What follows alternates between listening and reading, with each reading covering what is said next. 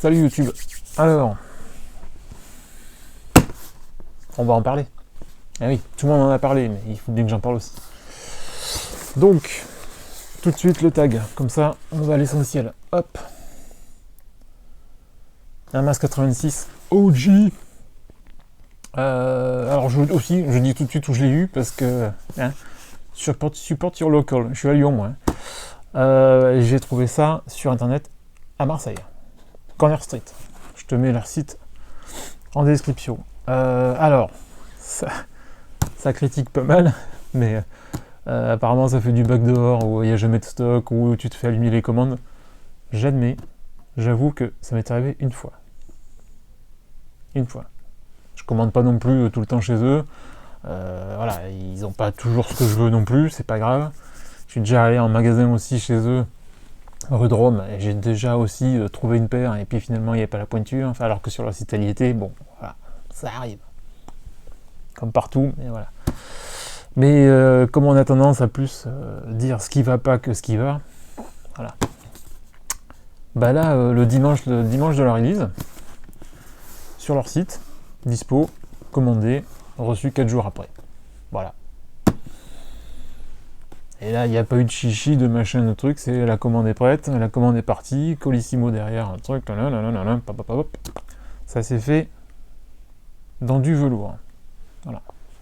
Je dis pas que c'est tout le temps le cas, mais faut le dire quand ça marche aussi, plutôt que tout le temps dire que c'est de la merde, qui sont nuls, qui font du backdoor et qui se foutent de la gueule des gens, machin. Faut le dire aussi quand ça se passe bien. Pareil que pour les vidéos, faut dire quand c'est bien, voilà, faut pas dire que quand c'est pourri. Voilà. Ça marche dans les deux sens. Donc, revenons à cette Air Max 86. Déjà, j'aime pas la boîte. Voilà, il m'aurait fait une boîte rouge ou une boîte orange avec des usures blanches, comme avec les Jordan. J'aurais compris. Là, une boîte noire avec ces usures rouges, là, je trouve ça non, je trouve pas ça joli. Voilà, je trouve pas ça beau. Bon. Par contre, truc sympa, c'est hop. Les trous qui sont là et la fenêtre pour le swoosh, même si encore ça n'a aucun lien, je préfère un vrai logo Nike qu'un swoosh, voilà, surtout en 86. Bon, va comprendre. Sinon, qu'est-ce qu'on a d'autre? Bon, on a des petits logos Nike partout, et là, hop, on a plein de trucs, des logos aussi qui n'ont rien à voir avec la paire. Voilà. Par contre, il y en a tout le long, hein, quasiment. Je n'ai même pas regardé d'ailleurs. Bon, OSEF. Ce qui est important, c'est ce qu'il y a là-dedans. Donc, facture de corner. J'aime bien garder les factures. On a, hop,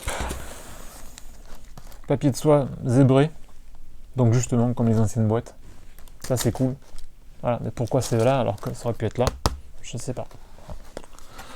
Alors on se dit ça c'est très joli, et puis finalement voilà, on se trouve avec un encart plastique qui fait pas pile la fenêtre, mais quasiment quoi. Voilà. Avec les belles bandes de colle. Je sais pas ce que ça aurait coûté de plus de le faire sur toute la fenêtre, enfin sur tout le volet. Comme par exemple les Lebron 19, bah, on a le plastique qui fait l'ensemble du couvercle. Là, on a un petit kiki, là, on fait l'économie. Bon.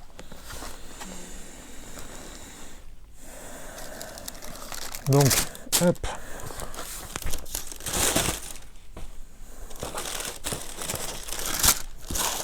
Et je sors comme d'hab le pied droit. Alors il y a controverse hein, sur le shape. Ouf. Ah, il y en a beaucoup qui disent que ça rime à rien, que c'est dégueulasse. Comme d'ailleurs aussi la midsole, qui est étonnamment lisse. Voilà. Que ce soit au niveau de traitement du plastique, enfin de la mousse, ou des rayures qu'on n'a pas, on a que les rayures qui sont là au talon, et les deux petites encoches qu'on a là au niveau de la pliure du pied. Voilà, et après le reste, après oui, on a cette espèce de dessin là, qui justement souligne encore un petit peu plus la Big Bubble. Moi ça me dérange pas, mais c'est vrai que ça fait très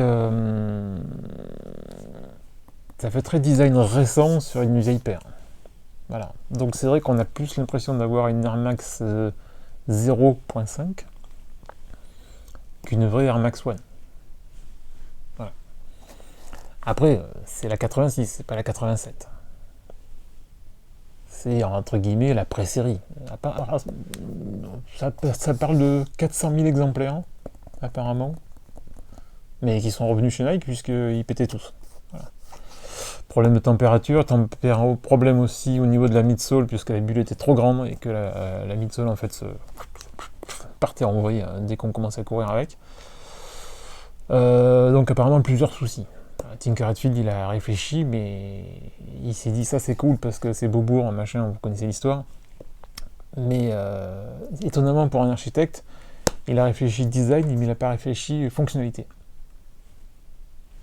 Voilà. Il s'est dit ça c'est beau, il faut le faire, ça va changer l'industrie de la basket. Certes, oui, ça a changé l'industrie de la basket.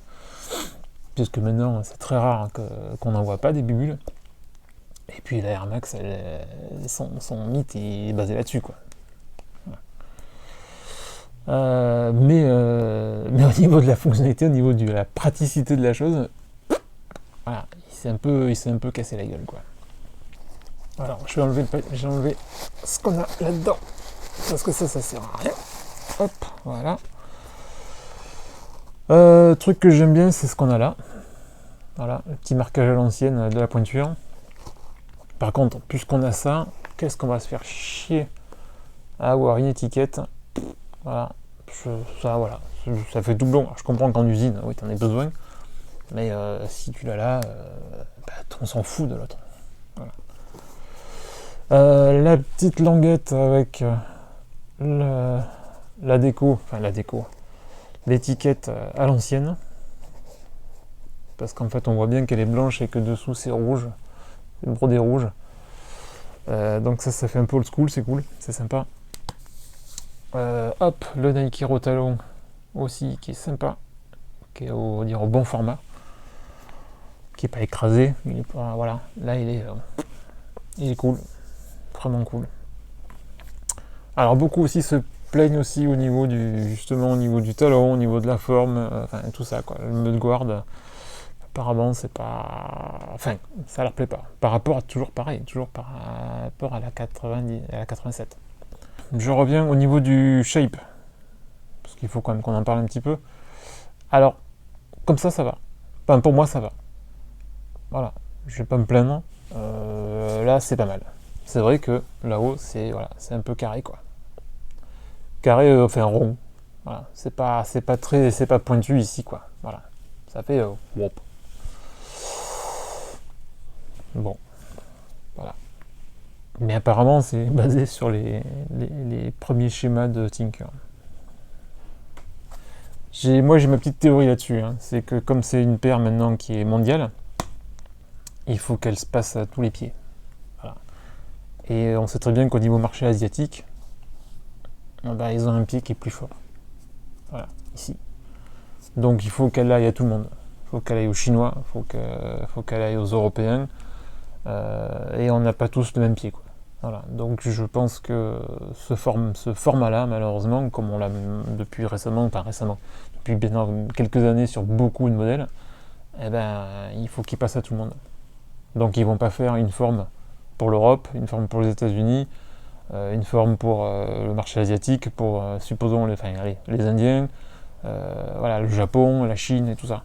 Donc il y a je pense un compromis, un consensus qui fait que on a ça. Voilà. Après je peux comprendre que ça plaise pas, mais malheureusement il faut vivre avec son temps et la mondialisation. Hein. Voilà. Pas trop le choix. Au niveau de l'autre sol, par contre, c'est du hyper classique. Hop, je m'enlève.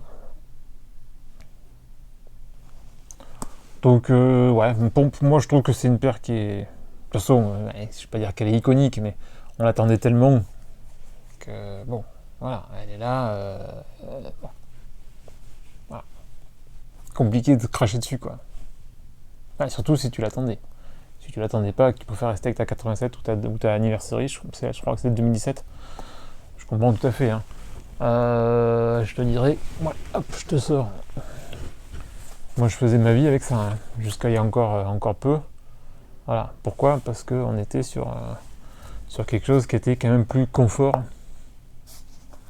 Moi, j'ai bien bouffé celle-là, il faudrait que je la nettoie. Qui était bien plus confort et bien plus respirant qu'une Air Max standard. Donc ça je l'ai pas saigné, mais pas loin, quoi. Voilà. Parce que ça, c'est mortel. Pour moi, c'est... voilà. Niveau confort, Lunarlon... alors maintenant, Lunarlon qui est devenu Cashlon ou Phylon, ou enfin voilà. Lunarlon, c'est l'ancien nom. Maintenant, c'est une ancienne mousse, une vieille mousse chez Nike. Mais ça, voilà, ça, c'était super, quoi. Voilà. Donc c'est vrai que, bon, voilà. Je pense qu'il faut pas gâcher son plaisir et se dire, bon, bah, elle est là, maintenant. Elle est comme elle est correspondante au design de Tinker-Hatfield. Ben voilà, c'est cool. Donc elle est là. Après, rien ne dit qu'elle va être là pour durer. Hein. Alors oui, apparemment il y a d'autres coloris qui vont sortir. Mais je pense que le seul qui compte, c'est celui-là. Voilà. Même s'ils vont faire peut-être a priori des modèles limités dans le nombre, ou, voilà. Je pense que la seule qui vaut vraiment le coup, c'est celle-là. Voilà. Et éventuellement la bleue. Et encore, je te dirais que, bon, voilà. Le dessin original, il est sur ce coloris-là. Donc voilà, c'était tout ce que je pouvais te dire sur la Air Max One 86 OG. A plus, ciao ciao.